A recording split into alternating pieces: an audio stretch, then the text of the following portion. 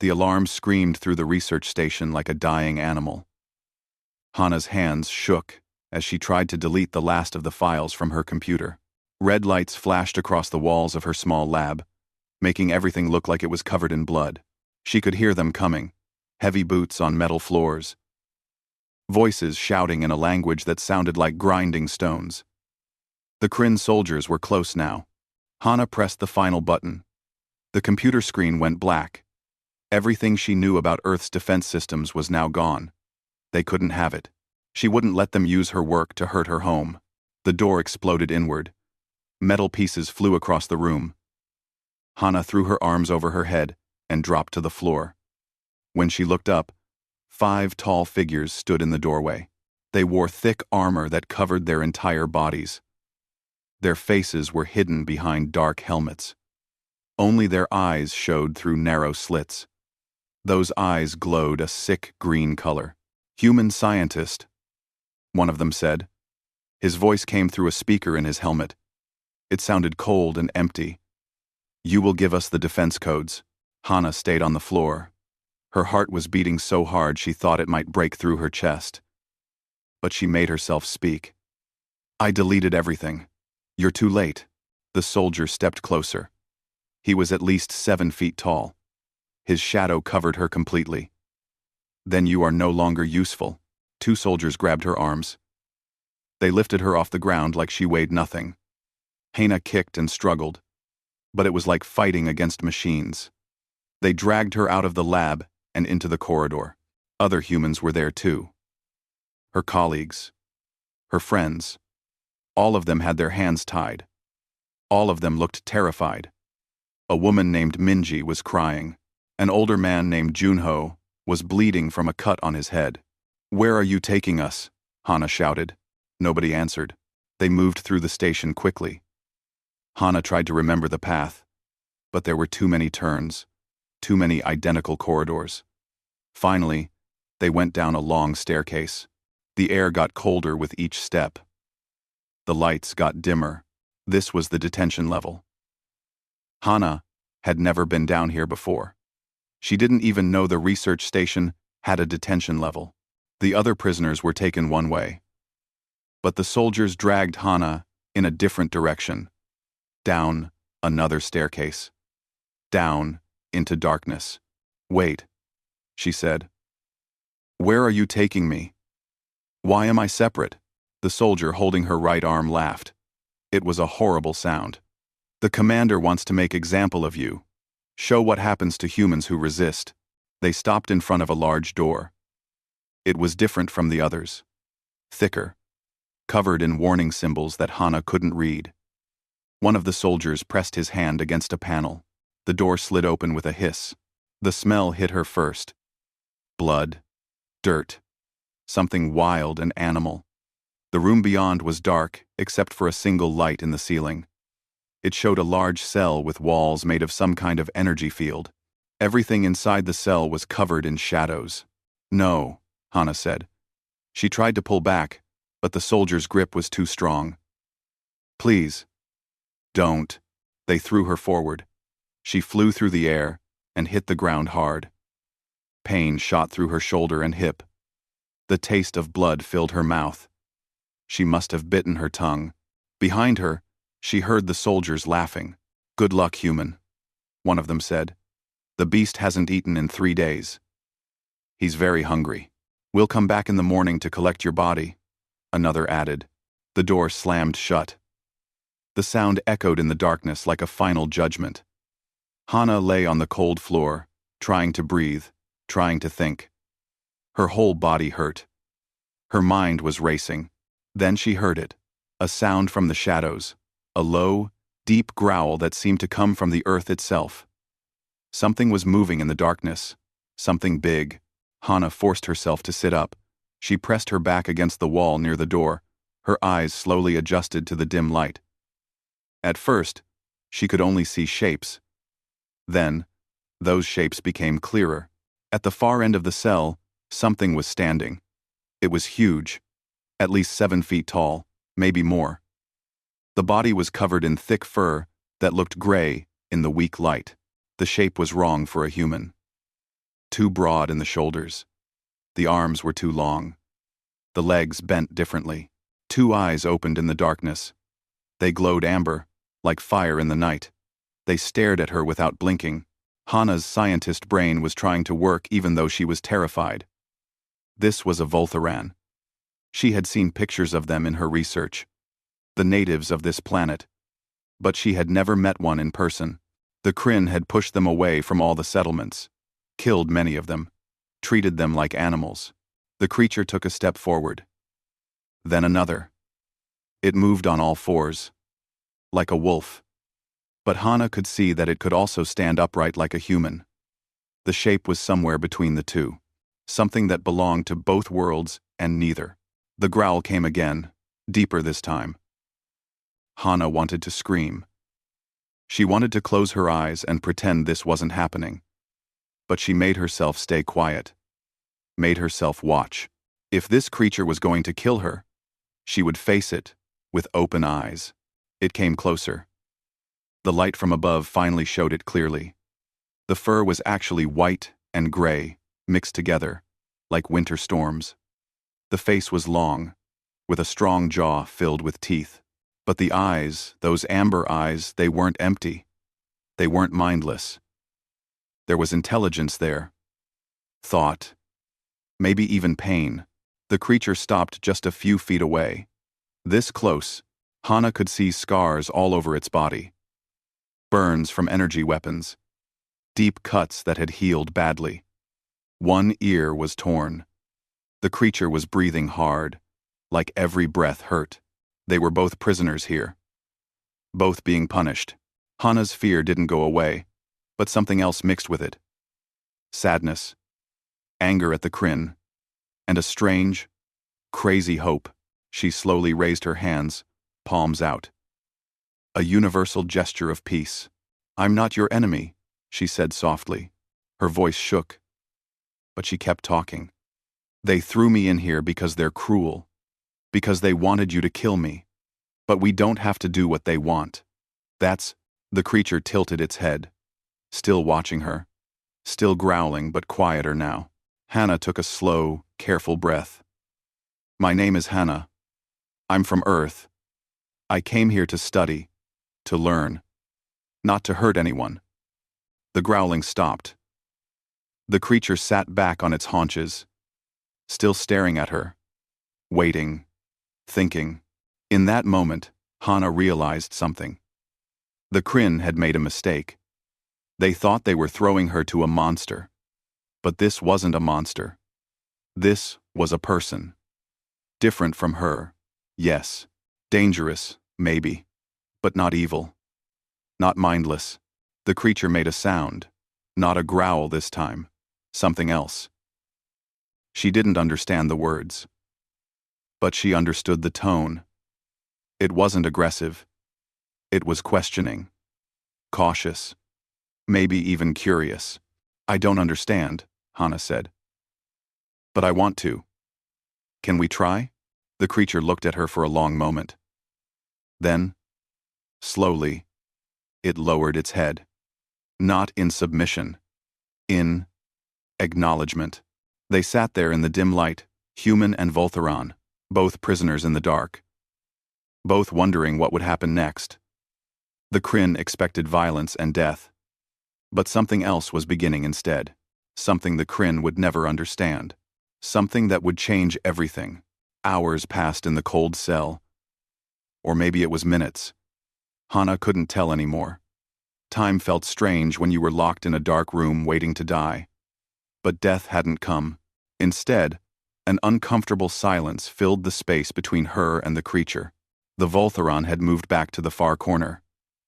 It lay down with its back against the wall, watching her. Always watching. Hana stayed near the door. Her knees pulled up to her chest. Her body ached from where she had hit the floor. Her shoulder throbbed with each heartbeat. She studied the creature when she thought it wasn't looking. It was massive. Bigger than any human she had ever seen. The muscles under the fur were clear, even from across the cell.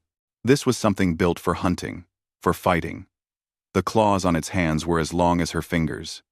The teeth she had seen earlier could easily tear through flesh and bone. But it hadn't attacked her. That meant something. Hana's mind was still working, still analyzing. It was what she did, what she had always done. When she was scared as a child, she would study things, learn about them. Understanding made fear smaller. She looked at the injuries covering the creature's body. That burn on its left side was recent, maybe from this week. The pattern matched Kryn energy weapons. The slash across its ribs was older, partially healed but still red. It probably hurt when the creature breathed. Without thinking, Hana reached down to her boot. The guards had searched her, but they had missed something. Hidden in a small pocket inside her boot was a basic medical kit. Just a few supplies, some bandages, antiseptic, pain medicine. She always carried it. Old habit from field work. The movement made the creature's head snap up. Its eyes locked onto her hand. The growl started again, low and warning. "It's okay," Hana said quickly. She moved slowly, carefully pulling out the small white box. She held it up so the creature could see. "Medicine. For wounds. I want to help." The creature's eyes followed the box. Its nose twitched. Could it smell the antiseptic? Probably. Voltharan senses were supposed to be much better than human ones. Hana opened the box. She took out a bandage and some antiseptic wipes. She held them up, then pointed at the burns on the creature's side. "You're hurt. That must hurt a lot. I can help. Please?" The creature didn't move. Didn't respond. Just kept staring at her. With those burning amber eyes, Hana waited. She kept her hand out, offering. This had to be the creature's choice. She couldn't force it. Wouldn't even if she could. Finally, after what felt like forever, the creature shifted. It didn't come closer, but it turned its body slightly, showing her the burned side. The movement was small, but the meaning was huge. Permission. Hana's heart jumped. She stood up slowly, every movement careful and obvious. No sudden moves, no surprises. She took one step forward, then another. The creature watched her but didn't growl. When she was close enough, she knelt down. This close. The creature was even bigger than she thought. Its shoulder was level with her head, even though it was lying down. She could feel the heat coming from its body. Could hear every breath. "I'm going to touch you now," Hana said softly. "It might hurt a little. I'm sorry." She reached out. Her hand was shaking. She couldn't help it. Her fingers touched the fur near the burn. It was softer than she expected, thick and warm. But the creature's whole body went stiff. Hana froze. "It's okay. I won't hurt you. I promise." The creature let out a long breath. Its body relaxed just a little. Enough. Hana began to clean the burn. The antiseptic wipe came away dirty. She could see dirt and dried blood in the wound. The Kryn hadn't given the creature any medical care at all. They had just left it to suffer. Anger burned in Hana's chest. How could anyone be this cruel? This wasn't an animal. This was a thinking, feeling person. And they had treated it worse than trash. The creature flinched when she touched a particularly bad spot. A sound came from its throat. Not a growl. Something that sounded almost like a whimper. Without thinking, Hana put her other hand on its shoulder. A gentle touch. Comfort. "I know," she said. "I'm almost done. You're doing great." She worked carefully, cleaning the wound as best she could. Then, she applied antibiotic cream and covered it with a bandage. It wasn't perfect. The wound really needed proper medical treatment, but it was better than nothing. When she finished, she sat back. The creature turned its head to look at the bandage. It sniffed at it. Then it looked at Hana. Something had changed in its eyes. The hardness was still there, but there was something else too. Something softer. The creature made a sound, a rumbling in its chest that was almost like a cat's purr. Then it did something that made Hana's breath catch. It reached out one large hand and gently touched her injured shoulder, the one that hurt from when she fell. The touch was so careful. Those huge claws could have torn her apart. But they barely pressed against her shirt. The creature looked at her shoulder, then at her face. A question in its eyes.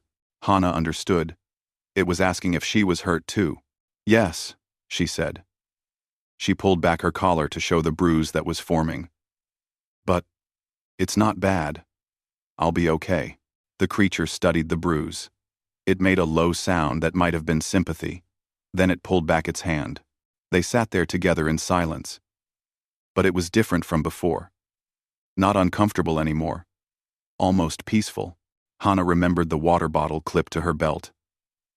The water was warm and tasted like metal, but it helped her dry throat. She looked at the creature. When was the last time it had water? The guards had said it hadn't eaten in 3 days. What about water? She held out the bottle. "Do you want some?" The creature's eyes fixed on the bottle. She saw its throat move. Swallowing. Yes. It was thirsty. But it didn't take the bottle. Instead, it looked away. Proud. Or maybe scared. Maybe it thought this was a trick. "Please," Hana said. "Take it. We should share." She set the bottle on the ground between them. Then she pushed it toward the creature and moved back, giving it space, showing it was safe. The creature waited a moment. Then it reached out and took the bottle. Its hands were too big, too clumsy for the small human bottle. But it managed to open it. It drank half of what was left in one long drink. Then it stopped and looked at the bottle. Looked at Hana. It was leaving the rest for her. Hana felt something warm in her chest, something that pushed back against the fear. "Thank you," she said. She took the bottle back and finished the water. They had shared. Such a simple thing, but it meant everything. The creature settled back against the wall.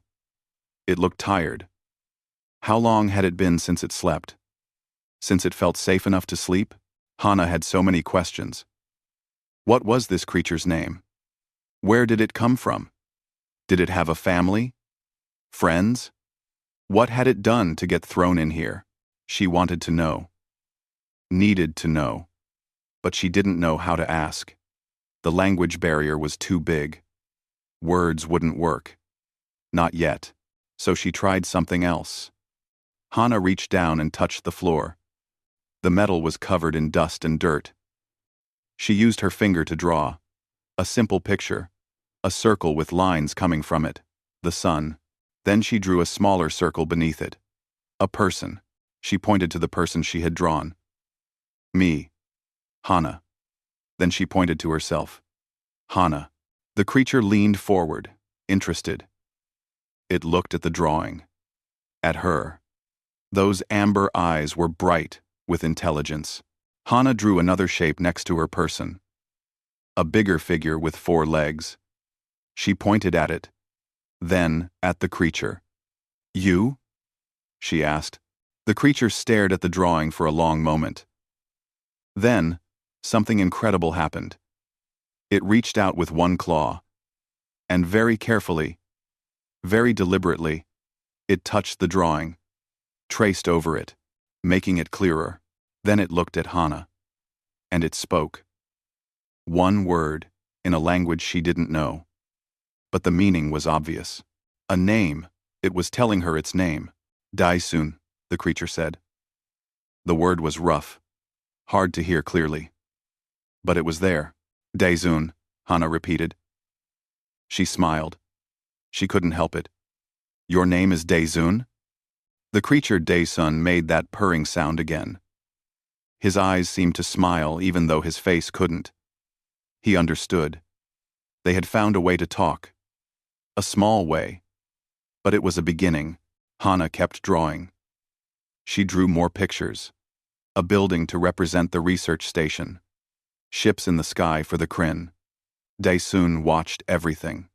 Sometimes he added his own marks to her drawings, changing them, showing her his view of things. They didn't share a language, but they were starting to share meaning. And in that cold, dark cell, with enemies all around them, that was enough. Time moved slowly in the cell. Hana had no way to tell how many hours had passed. There were no windows, no clocks, just the steady hum of the station's power systems and the cold air that seemed to seep through everything. She sat cross-legged on the floor, adding more drawings to their growing collection. Daesun was closer now, lying on his stomach with his head near the pictures. He was watching her work with complete focus.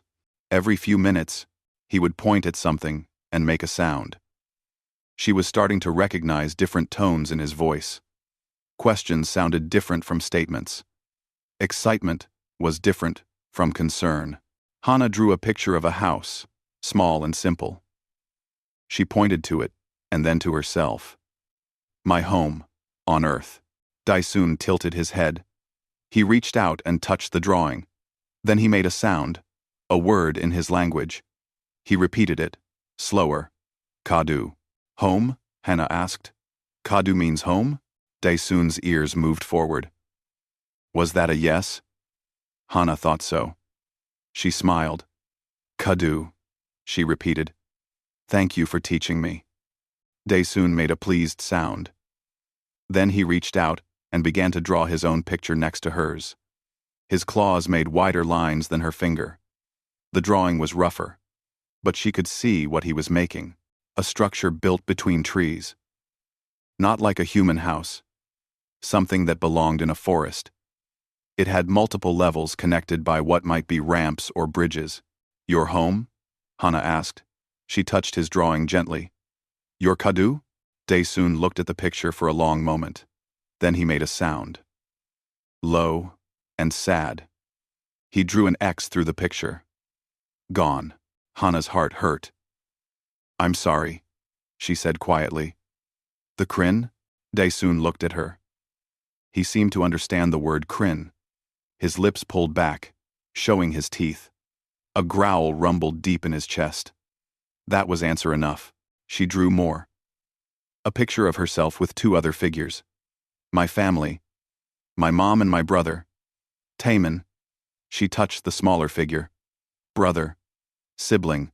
Daesun watched carefully. Then he drew his own figures. Many of them. All different sizes. Hana counted 8. A large family. But like his home, he drew X marks through them. All gone. Oh, Daesun, Hana whispered. She didn't think. She just reached out and put her hand on his. His fur was warm under her palm. I'm so sorry. Daesun went very still. He looked at their hands. Her small human hand on his large, clawed one.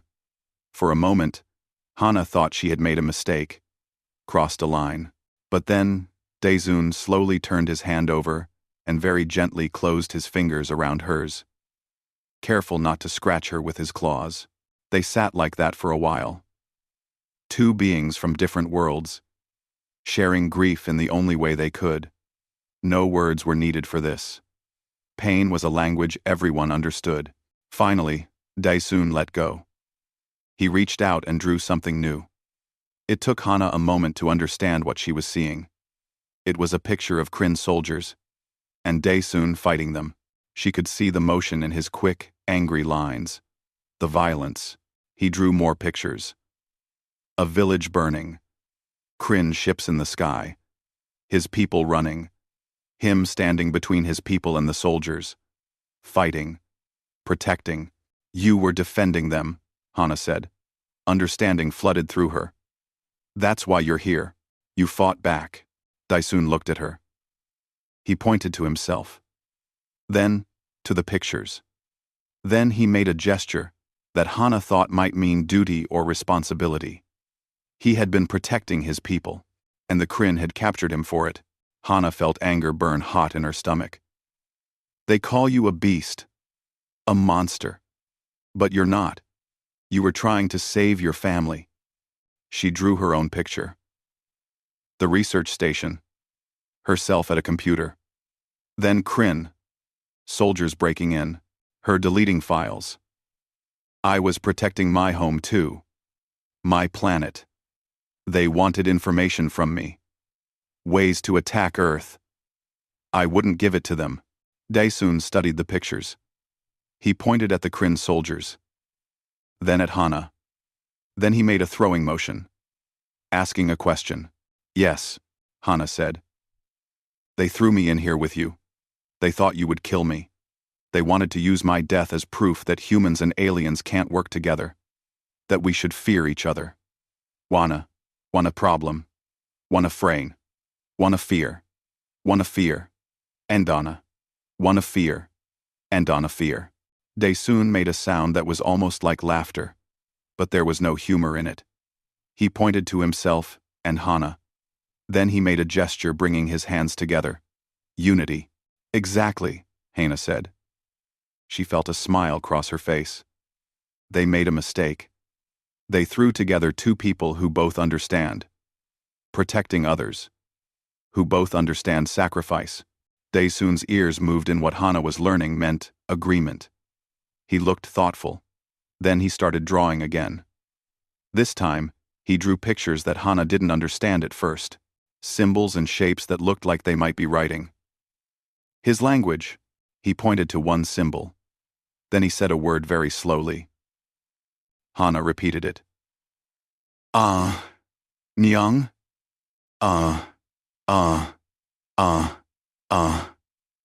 Daesun's tail moved back and forth.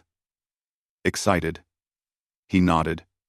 He pointed to her, and then said the word again. Nyong. Is that a greeting? Hana asked. Like, hello? Daesun seemed to understand the word hello. He repeated it. Hello. His pronunciation was rough. The word didn't fit easily in his mouth. But he was trying. Hana felt her chest fill with warmth. They were really doing this. Really learning to communicate. Hello, she said. Annyeong. They spent the next hours teaching each other words. Simple things. Yes and no. Hot and cold. Hungry and thirsty. Daesun struggled with human words. His mouth couldn't make all the sounds, but he tried so hard. And Hana found that Voltharan words came easier to her than she expected. Her linguist training helped. She could hear the patterns in his language. At some point, Hana realized she was hungry. Very hungry. She hadn't eaten since breakfast the day before.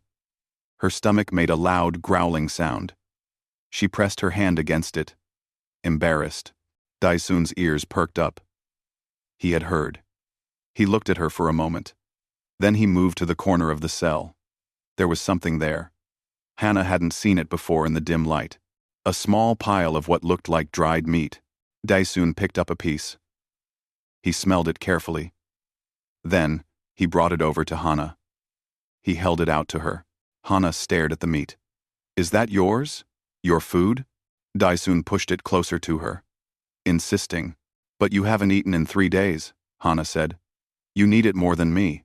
Daesun made a firm sound. Not aggressive, but clear.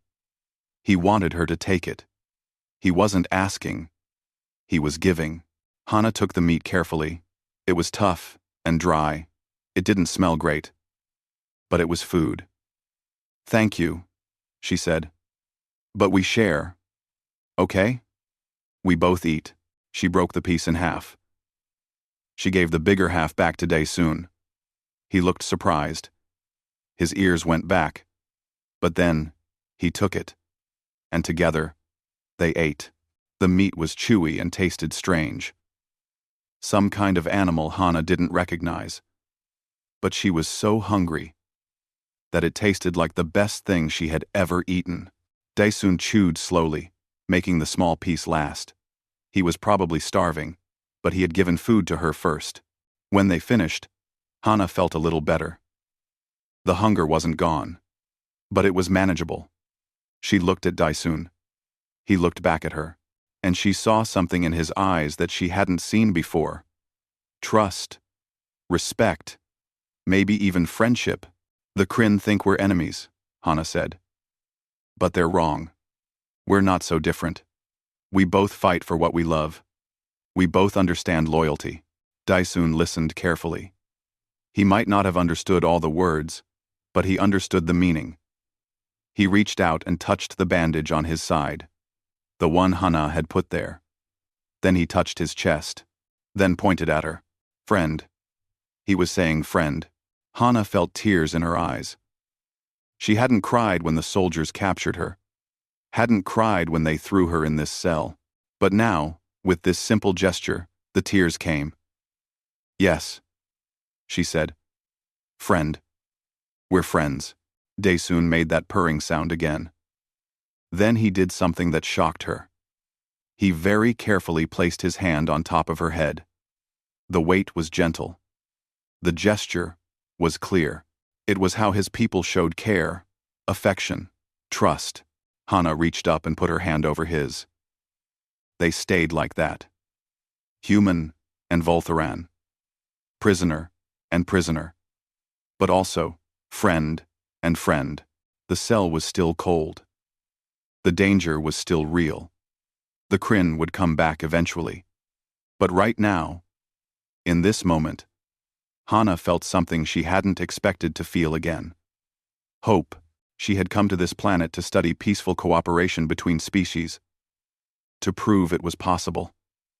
And here, in the worst possible circumstances, she had found exactly that, not in a laboratory or a conference room, but in a dark cell with a warrior who the universe had taught her to fear.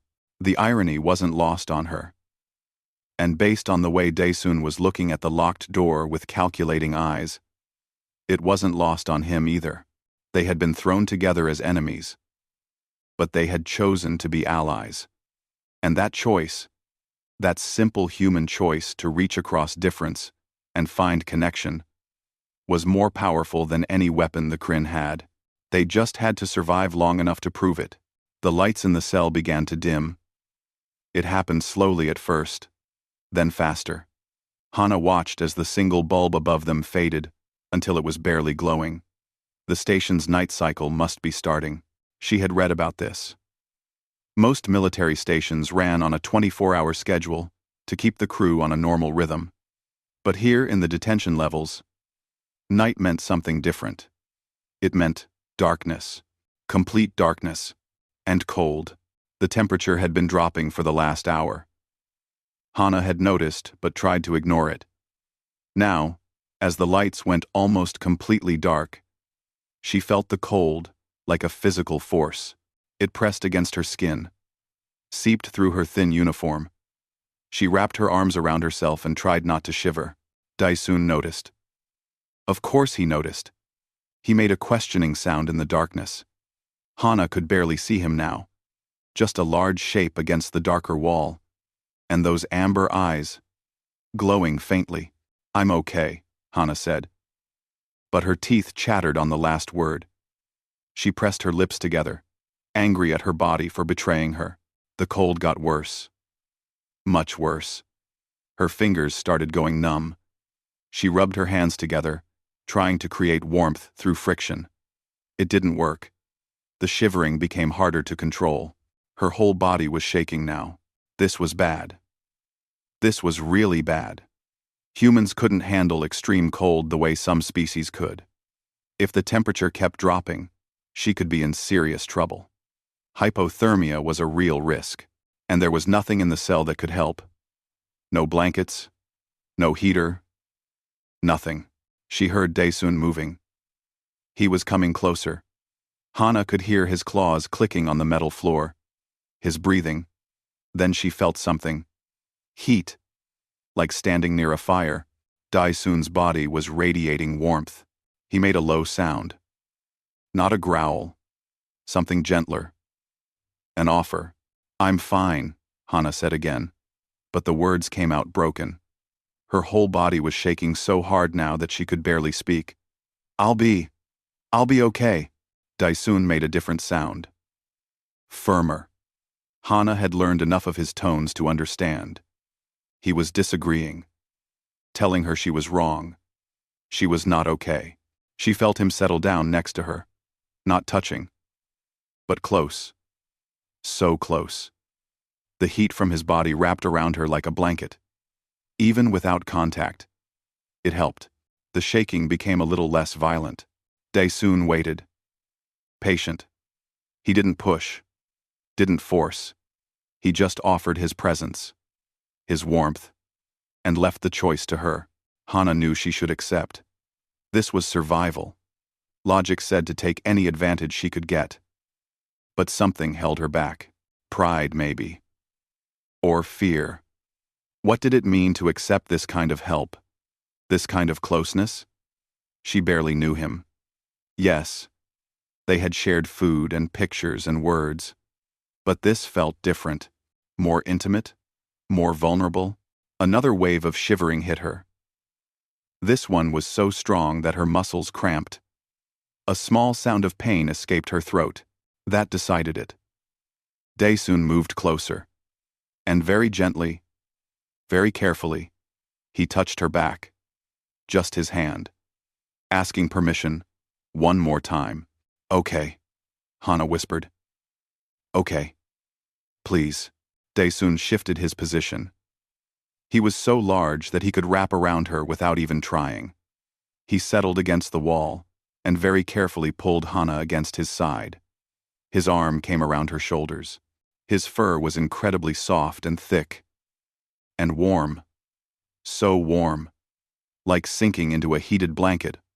On a winter day. Hana couldn't help it. She pressed closer. Her body was desperate for the warmth. She felt Dae-soon adjust, making sure she was covered as much as possible. His other arm came around, creating a cocoon of heat and fur. His tail, which she had almost forgotten about, curved around to cover her legs. The shivering began to slow. The cold was still there, but Dae-soon's body heat was winning. Hana felt her muscles finally start to relax.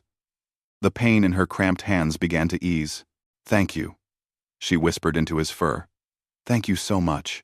Dae-soon made a soft rumbling sound. That purr she had heard before. She could feel it now too. It vibrated through his chest. The sound and feeling were oddly comforting. Soothing. Like a lullaby. They sat in silence for a while. Hana felt her body warming up properly. Her mind started working again. She had been closer to hypothermia than she realized. Without Dae-soon, she might have died tonight. The Kryn probably knew that. They had locked a human in a cell designed to contain a creature built for cold. They had expected her to freeze. Had probably hoped for it. They really did want me dead, she said quietly. This whole cell is designed to break you. The cold, the hunger, the isolation. She felt Dae-soon's chest move. He was breathing deeply, thinking. Then he spoke. His words were slow and careful, mixing Voltharan with the few human words he had learned. Not. Beast. Not. Alone. Not. The grammar was wrong, but the meaning was clear. He was saying that he wasn't a beast, and he wasn't alone anymore. Neither of them were. No, Hana agreed. Not alone. We have each other. She felt brave suddenly, safe enough to ask questions. Dae-soon? How long have you been here? In this cell? Dae-soon was quiet for a long moment. Then he held up one hand. He folded down fingers slowly. 1, 2, 3, 4, 5. Then he repeated the motion. Hana counted. 10 total. 10 days? She asked. You've been here for 10 days? Dae-soon made a sound of agreement. His body had gone tense. Remembering was painful. Alone the whole time? Hana asked. Until tonight? Another sound of agreement. Sadder this time. Hana felt her heart break a little more. 10 days in this cold, dark cell. Alone. Injured. Starving. And still, Dae-soon had stayed strong. Had stayed himself. He hadn't become the monster the Kryn said he was. You're incredibly strong, Hana said. I don't know if I could have done that. Dae-soon made a disagreeing sound. He pointed at her. Then, he made a gesture that she thought meant brave or strong. Me? Hannah asked. I'm not strong. I'm terrified. I've been terrified since the moment they broke into my lab. Daesun made a thoughtful sound. Then he said a word in Voltharan. He repeated it and then tried to translate. Fear. Not. Weakness. Fear and brave. Together. Hannah thought about that. You mean being brave doesn't mean not being afraid? It means being afraid and doing it anyway? Mas. Daesun's purr got louder. Yes. That's what he meant. Where I come from, Hannah said, we have a saying. Courage is not the absence of fear, but rather the judgment that something else is more important than fear. She tried to think of how to make that simpler. Brave means you have fear, but you choose something more important. Yes, Daesun said. The word was clearer now. He was getting better at human sounds. What? More important? I see. I see. Great sea. We have a great sea. Hannah thought about it. For you? Your people. Your family. You chose protecting them over your own safety. Daesun made a sound of agreement. Then, he waited, asking her the same question, without words. For me, Hannah said slowly, it was also protection. My planet. My people. If I had given the Kryn what they wanted, they could have hurt so many humans. Millions of people I'll never meet. But I couldn't let that happen. They were quiet again. Hannah felt warm now. Comfortable. Her body was exhausted from fear and stress and hunger. Her mind was tired from everything that had happened. She felt herself starting to drift. Sleep was pulling at her. She tried to fight it. It didn't feel safe to sleep. But Daesun seemed to sense her struggle. He shifted slightly, making sure she was secure against him. Then he made a soft sound. It took Hannah a moment to recognize it. He was humming, a low, rhythmic sound. Not quite music, but something like it. Something ancient and soothing. What is that? Hannah asked sleepily. Daesun paused.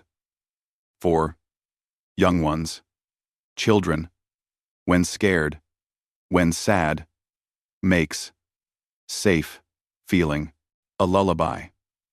He was humming a Voltharan lullaby, something his mother had probably sung to him, something he might have sung to his own children if the war hadn't taken them. Tears burned in Hannah's eyes.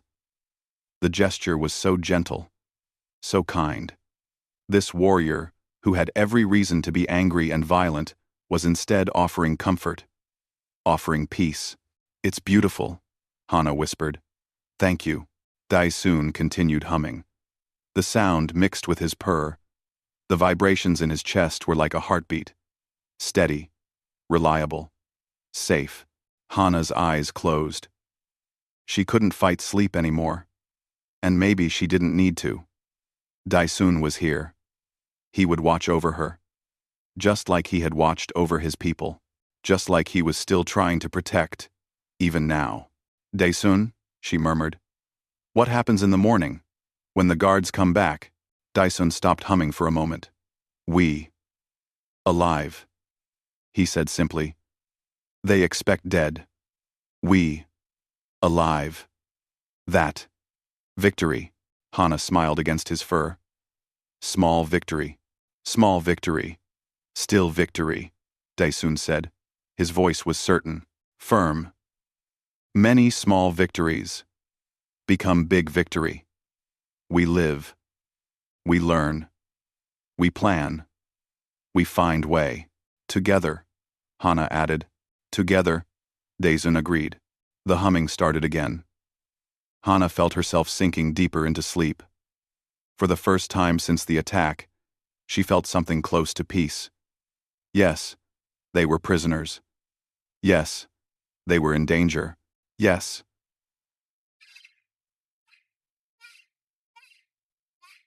Tomorrow might bring more pain, but right now, she was warm. She was safe. She had a friend. An ally.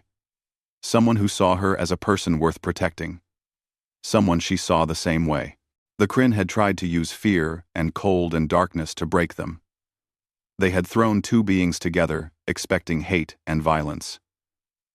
But they had underestimated something fundamental, something deeply human, and Hana was learning.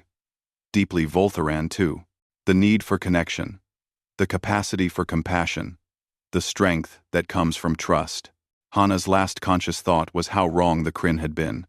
They had given her and Daesun the greatest gift possible without knowing it. They had given them each other, and that might be enough to change everything.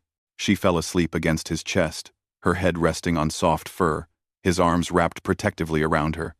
And Daesun stayed awake, watching the door, keeping guard. Not because he was a beast or a weapon, but because he was a person who cared. And caring, they were both learning, was the strongest force in the universe. Hana woke slowly. For a moment, she forgot where she was. She felt warm and safe. Something was moving under her head. Up and down. Up and down. Breathing. Then, memory crashed back. The attack. The cell. Daesun. She opened her eyes. Gray light was filtering through the cell now. The station's morning cycle must be starting. She was still pressed against Daesun's side. His arm was still around her. He hadn't moved all night, but when she looked up at his face, his eyes were open. "Good morning," Hana said softly. She felt embarrassed suddenly. She had slept on him like he was a pillow. "I'm sorry. You must be exhausted." Daesun made a dismissive sound. Like it didn't matter. He helped her sit up, making sure she was steady. Hana's body was stiff from sleeping in one position. But she was alive. Warm. Unharmed. That was more than she had expected to be this morning. "Thank you," she said. "For keeping me safe. For the warmth. For everything." Daesun touched her shoulder gently. A simple gesture that said what words couldn't. "You're welcome. We're in this. Together." They heard footsteps in the hallway outside. Heavy boots. Multiple people. The guards were coming back. Daesun moved fast. He positioned himself between Hana and the door. Protective. His body went tense, ready to fight if needed. But Hana noticed something else. He wasn't growling, wasn't showing his teeth. He was being careful not to give them an excuse to use weapons. The door opened. 3 Kryn soldiers stood there. They wore full armor and carried shock weapons. The weapons were already charged. Blue energy crackled along the tips. They stopped when they saw Hana and Daesun. Surprise showed in their body language. They had expected to find a dead body. A human, torn apart by the savage beast. Instead, they saw both prisoners standing, alive, together. One of the guards spoke into a communication device on his wrist. "Commander, you need to see this." More footsteps, faster ones. A taller Kryn entered the room. This one wore different armor, decorated with symbols that probably meant rank. The commander. He looked at Hana and Daesun. His green eyes glowed brighter behind his helmet. Anger. Confusion. Disbelief. "Impossible," the commander said.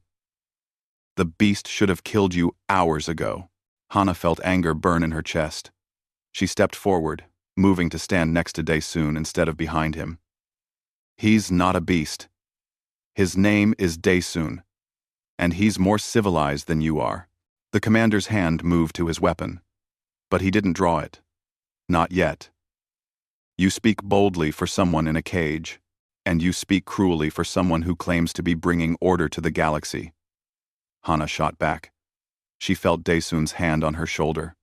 Gentle, warning her not to push too far, but she couldn't stop. "You locked us in here, hoping we would kill each other.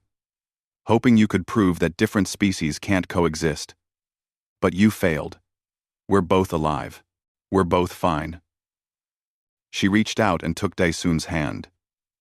His large, clawed hand wrapped around hers carefully. They stood there together. United. A human and a Voltharan.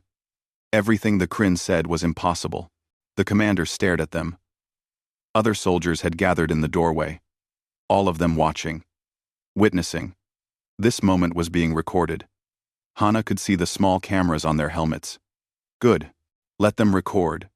Let them see the truth. This proves nothing, the commander said. But his voice wasn't as confident as before. One night of survival doesn't mean cooperation. Then leave us here longer, Hana said. Give us a week, a month. You'll see the same result. We're not going to hurt each other. We're going to help each other. The commander turned to leave. But before he did, he said something that made Hana's blood run cold. The beast may not have killed you. But that doesn't mean you're safe. There are other ways to break your spirit. The door slammed shut. The guards left. But their words remained. Hana turned to Daesun. They're going to try something else. Something worse. Daesun nodded. He understood. But he didn't look afraid. He looked determined. He pointed to himself and Hana. Then he made that gesture again. Unity. Together. Whatever came next, they would face it together. Hours passed. No one came back. No food. No water. The cell got colder again. But not as bad as the night before. Daesun kept Hana close, sharing his warmth. They practiced more words. More language. They were getting better at understanding each other. Then, something changed. A sound came through the walls. It was faint at first. Then louder. Voices. Not Kryn, voices. Different ones. Daesun's ears perked up. He moved to the wall, pressing his ear against it. Listening. His eyes went wide. He turned to Hana and made excited sounds. What is it? Hana asked. What do you hear? Daesun struggled to find the words. He pointed up, toward where the other detention cells would be. Others, he said. Like me. Like you. Prisoners. They. Talk. They. Know. Know what? Hana asked. Know us, Daesun said. Know.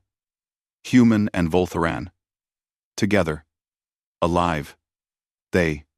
Hope. Understanding hit Hana like lightning. The guards had talked. The video of her and Daesun had spread. Other prisoners had heard about them. About what they represented. Two species that weren't supposed to be able to coexist. Two enemies that had chosen friendship instead. And that had given other prisoners hope. They're inspired, Hana whispered. We inspired them. Daesun nodded. His tail was moving. Excited. Change, he said. We. Make change. The voices got louder. Hana could hear them now too. Different languages. Different species. But all saying similar things. If a human and a Voltharan could work together, maybe others could too. Maybe the Kryn's lies about necessary segregation and natural enemies were wrong. Maybe unity was possible. Then Hana heard something that made her heart stop. A familiar voice. Speaking Korean. Minji? Hana called out.